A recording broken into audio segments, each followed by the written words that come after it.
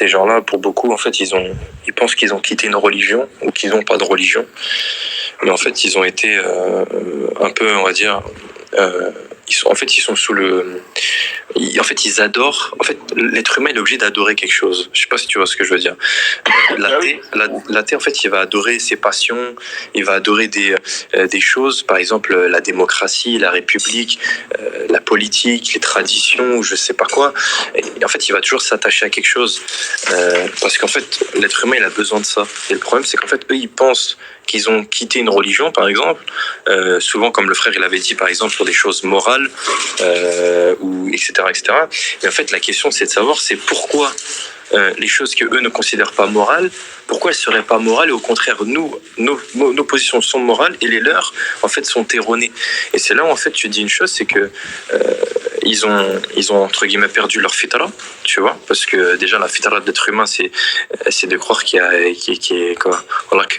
a un Dieu, Allah, mais ça va même plus loin sur certaines choses, c'est que au final ils se sont mis à délaisser l'adoration d'Allah pour adorer leur passion, que ce soit la fornication, le fait de manger, le fait quand je dis manger, c'est à outrance, tu vois, t'es là, tu manges, tu gaspilles, tu bois de l'alcool, tu forniques, etc. Et en fait, je dis pas que manger c'est interdit, attention, hein, si je suis en train de donner des exemples extrapolés, mais voilà, et par exemple, moi un exemple que j'ai vu pour clôturer la chose, c'est les gens qui n'ont pas la religion, ce sont des gens qui le comblent par autre chose. Les jeunes, ils vont combler par quoi? Par l'alcool, la fête, la fornication, etc., etc.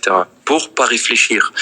Et quand tu grandis, c'est quoi? C'est carriériste. C'est des gens qui mettent toute leur vie dans leur carrière professionnelle. Parce que quand tu leur dis, leur vie elle est résumée à ça, tu vois. Et c'est là où au final tu te dis, en fait ils ont juste remplacé le din, quelque chose qui apporte de l'apaisement, par un semblant d'autre chose qui au final va leur procurer que du mal. Et c'est pour ça que tu as plein de gens soi-disant athées qui disaient être totalement heureux, etc. Je me rappelle plus comment il s'appelait le mec, je crois que c'était un arabe qui avait apostasié, qui disait qu'il était le plus heureux, je sais pas quoi, depuis qu'il était plus dans la religion, et à la fin il s'est suicidé, quoi. Mais on a un exemple, tu vois, on a un exemple parlant, je sais plus comment il s'appelle, un apostat qui nous explique à quel point il était torturé dans l'islam, à quel point il vivait mal l'islam. Il a une chaîne YouTube, il ne fait que parler d'islam depuis des années. Et il a été réfuté sur bien des sujets, bien des fois, mais son gagne-pain, c'est parler de l'islam.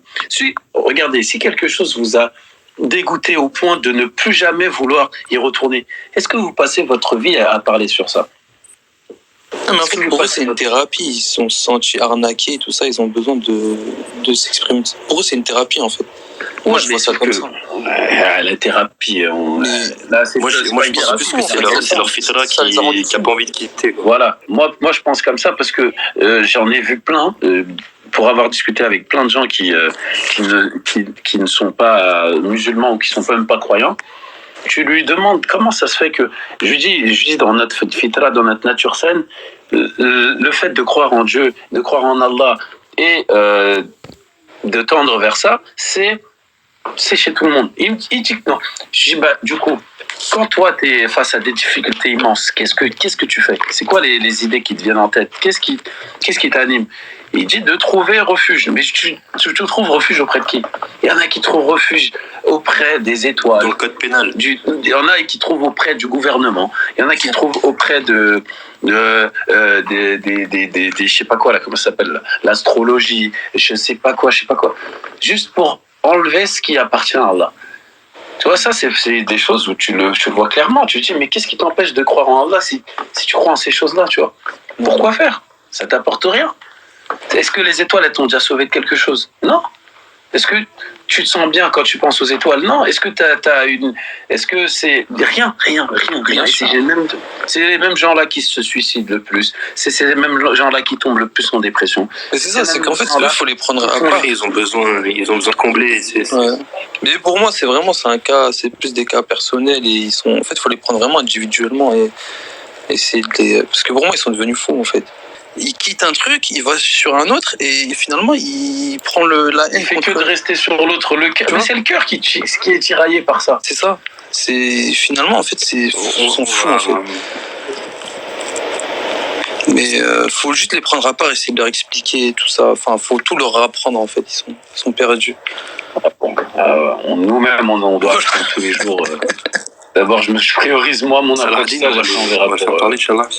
Non, moi, ce que je regrette chez les apostats, c'est que lorsqu'ils ont quitté la religion, comme vous avez dit, Dieu guide qui veut, il égare qui veut. Hein, et on peut rien faire contre la volonté divine. C'est que lorsqu'ils quittent l'islam, c'est que derrière, ils sont virulents et ils sont violents et ils attaquent l'islam. Alors, je comprends pas quand on quitte quelque chose parce qu'on l'a fait de son propre choix. Quelle est cette envie, ce désir de vouloir dire du mal, de dire des choses nauséabondes Oui, on t'entend là. C'est bon, on t'entend. Donc c'est là où moi je ne comprends pas pourquoi est-ce qu'effectivement les gens quittent l'islam décident. Je le vois pas chez les chrétiens, je le vois pas chez les juifs, je vois pas ce genre de comportement. Je le vois uniquement chez les musulmans qui ont quitté l'islam. Voilà, ça c'est la première chose. Ensuite, je dirais, juste une parenthèse. Oui, ils sont guidés aussi par leur passion pour des choses qui leur appartiennent, par la dunya certainement. Allah, je juge pas moi. Et qu'Allah les guide. Faut faire des doigts pour eux, qu'Allah les guide et les remettre sur le bon chemin.